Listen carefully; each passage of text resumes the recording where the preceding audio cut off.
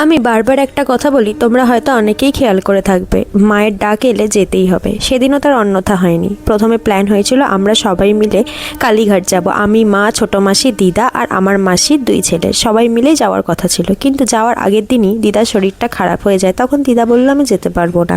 তারপর মা আর মাসি বলল তাহলে আমরাও যাব না, আর তোরা 3 ভাই বোনে চলে যা।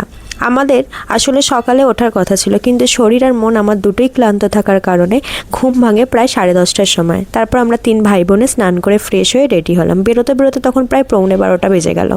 তারপর 2টো মেট্রো চেঞ্জ করে আমরা পৌঁছে যাই কালীঘাট মেট্রো স্টেশনে। স্টেশন থেকে বেরিয়ে মন্দির পর্যন্ত হেঁটে যেতে 7 থেকে 10 মিনিট সময় লাগে। এখানে একটা গুরুত্বপূর্ণ কথা বলে রাখি, করোনার পর থেকে গুগলে যে মন্দির খোলা বন্ধের সময় দেখা সেটা আসলে বদলে গেছে। সেদিন আমরা ওইখানে পৌঁছে সেটা জানতে পারি। এখন দুপুরে 1টার সময় মন্দির বন্ধ হয়ে যায় এবং বিকাল 5টার সময় আবার মন্দির খোলে।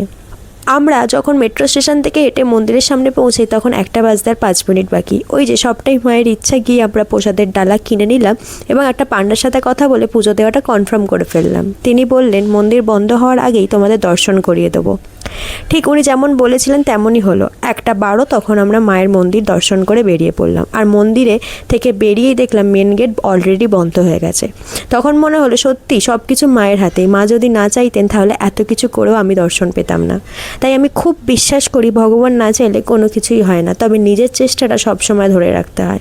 বেশ ভালোভাবে মায়ের দর্শন করে আবার আমরা মেট্রো স্টেশনের দিকে রওনা দিলাম।